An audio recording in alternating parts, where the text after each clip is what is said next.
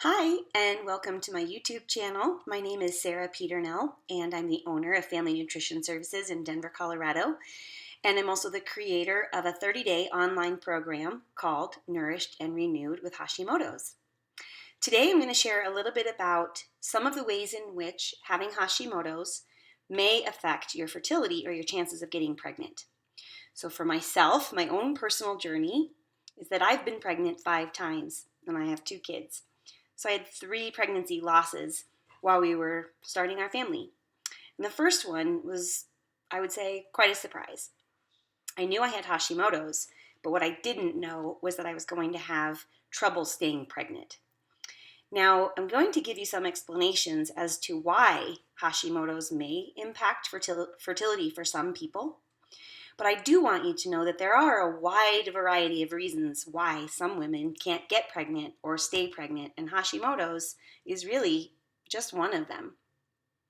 What we do know is that having an autoimmune condition is often associated with some challenges getting pregnant because we know that the immune system basically sees tissues of the body, including organs, as sometimes as a foreign invader.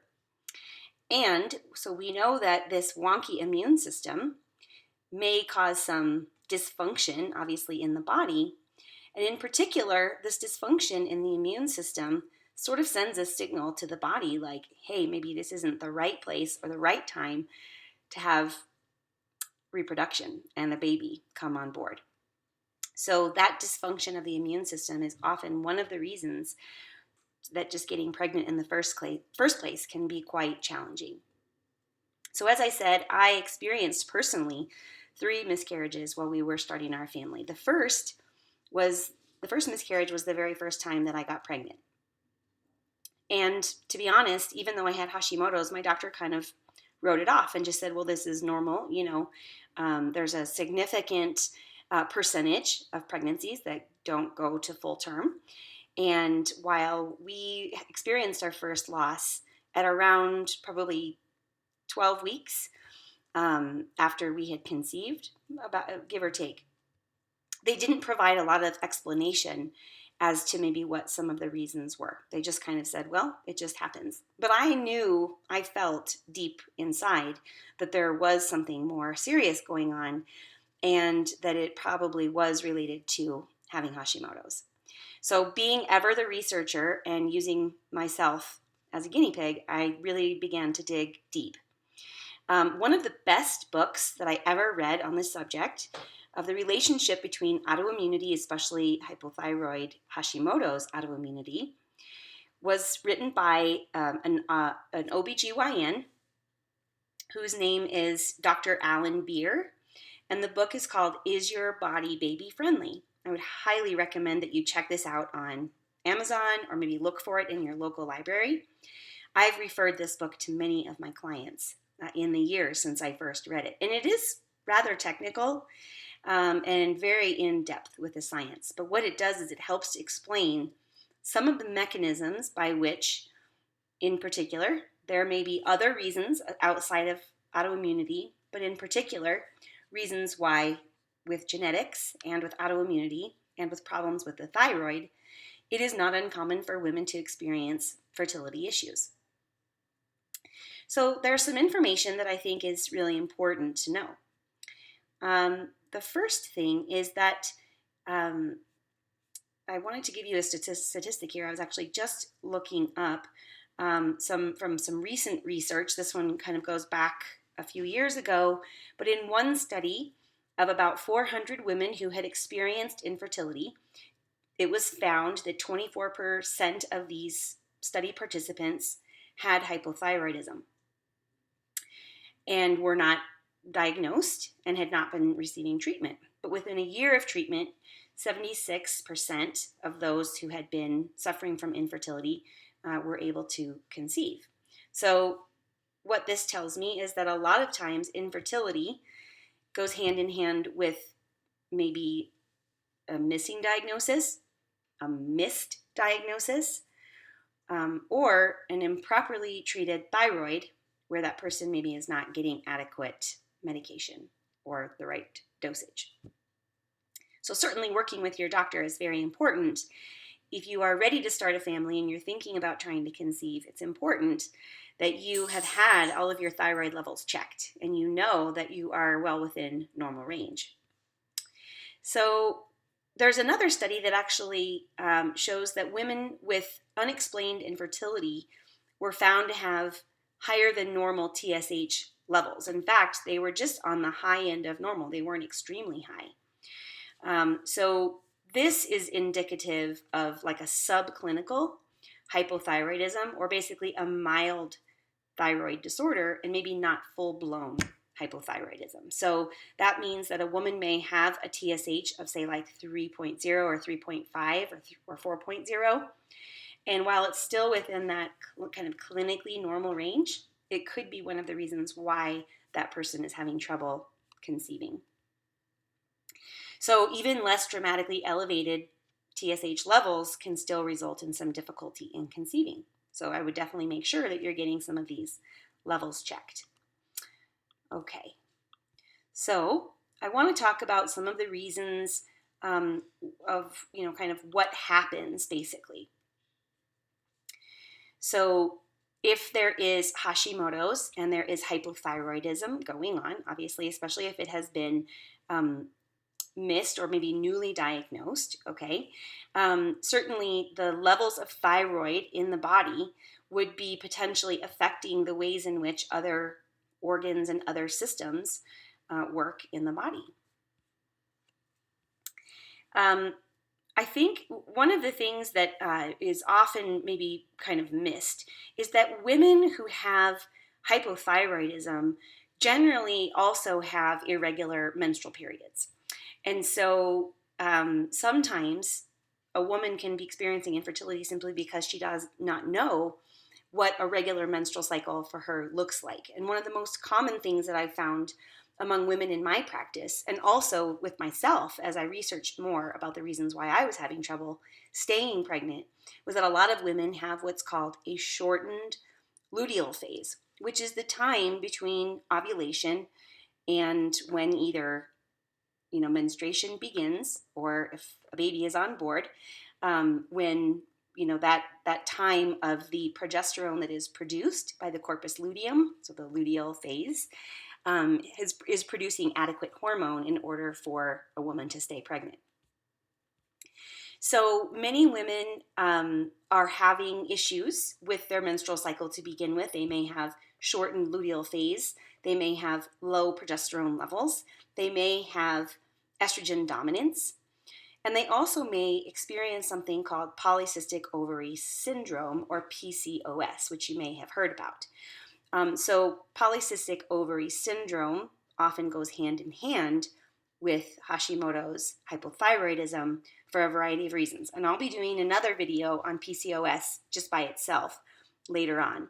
But we know that with PCOS, there are often kind of unbalanced hormone levels in the body. So in addition to your doctor checking your thyroid levels, it's also a great idea to have your doctor check some of your most basic hormones, including estradiol, progesterone, free testosterone, possibly also sex hormone binding globulin, which is another test, and maybe also having a test for prolactin.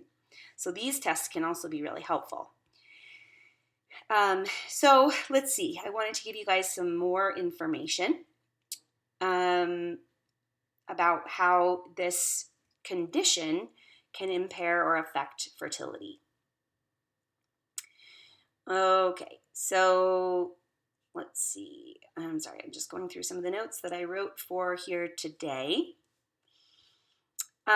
Okay, so additionally, one of the things is that if you have Hashimoto's and your anti-thyroid antibody levels are quite high, that is obviously a sign that the immune system is, fairly active and very wonky in that it is attacking the thyroid tissue, right? So we know that elevated thyroid antibodies correlate with high autoimmune activity and high inflammatory processes within the body. So this is kind of what I was talking about at the beginning of this video, which is that the body just kind of knows that, there are tissues within the body that are being attacked, and that it may not be safe to bring a baby on board. So the ancient wisdom of the body would know, okay, if it becomes pregnant, that maybe it's not kind of the best situation for the baby or for the mother because of complications that could arise later in pregnancy for the baby or for the mother. Some of those that may actually take place could be things like preeclampsia or HELP syndrome, which you maybe have heard of, preterm birth, or low birth weight babies. So these can all be part of some of the challenges that a woman faces in pregnancy if she has Hashimoto's, and especially if she has undiagnosed Hashimoto's with hypothyroidism based on lab tests. And again, I'm going to be doing another video more about pregnancy and Hashimoto's later on, but today we're just really focusing on fertility. So also, if a woman has very hypothyroid symptoms as a result of Hashimoto's, you maybe know from some of my other videos that this can impair the body's thermoregulation. Thermoregulation helps with things like basal body temperature, which is necessary for successful conception and implantation in that second phase of the menstrual cycle, right? Should a sperm and an egg meet up, they need the right body temperature in order for successful conception and implantation to take place.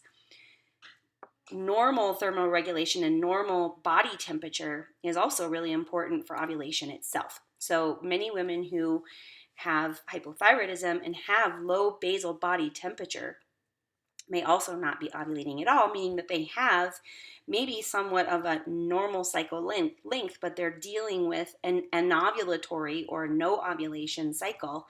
So it can also be confusing. So one of the things that I suggest my clients use are ovulation strips that you can just get at your local pharmacy for not very much money to test each month at the middle of the month. If you think you're ovulating but you're not sure, then you can use those strips to see if you're actually ovulating. There are a lot of other ways to measure and assess for your body's fertility. And this was one of the things that I learned a lot about because while I wasn't really having trouble getting pregnant, I was having trouble staying pregnant. So you can assess your fertility status based on the position and feel of your cervix, which, you have to feel down there to notice if your position of the opening of your cervix is maybe softer and maybe more protruding. That would be an indicator that, yep, there's probably an egg and it's probably ready to receive its male counterpart, the sperm. You can also assess fertility by using cervical mucus and changes in the cervical mucus. So you can learn about this through a variety of different resources, but I basically teach my clients that if you touch a cervical discharge that you can usually just get right off of the toilet paper mid-cycle, if it's very stringy and kind of like an egg white consistency, that is the type of cervical mucus that is very attractive to the sperm and also indicative that ovulation has occurred. Also, you can kind of just sense if ovulation has occurred maybe based on your mood or your libido.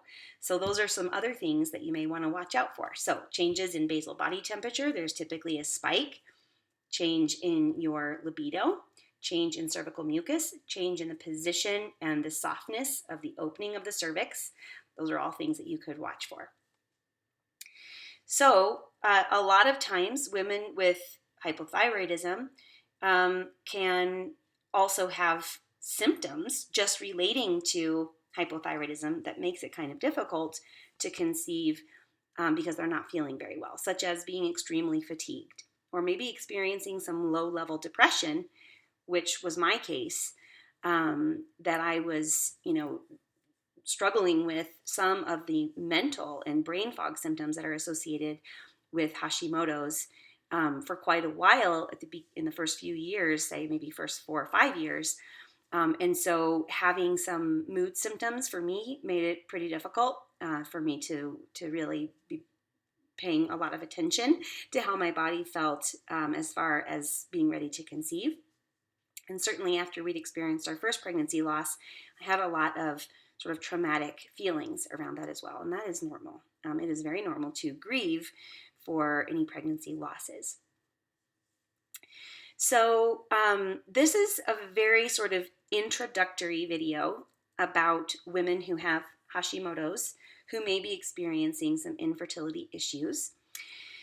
I am going to be expanding upon this series with women who have Hashimoto's for fertility, pregnancy, and more about the postpartum period, just because I'm realizing from so many of my viewers just how important these subjects are. If you are newly diagnosed, and if you are especially maybe just struggling to learn what Hashimoto's is and all about, and medication and lifestyle and diet, etc., I would strongly encourage you to check out my Nourished and Renewed with Hashimoto's 30-day online self-paced program. It's loaded with daily videos and handouts and resources, menus and recipes and meal plans and all kinds of great information. It also has an entire module learning all about the relationship between your thyroid and your reproductive hormones. So you can read more about that program in the pinned comments. And thank you very much for watching today's video and for learning about some of the main things that can affect a woman as far as fertility. I'll be back with more videos. Remember to like, subscribe, and share, and I'll see you soon.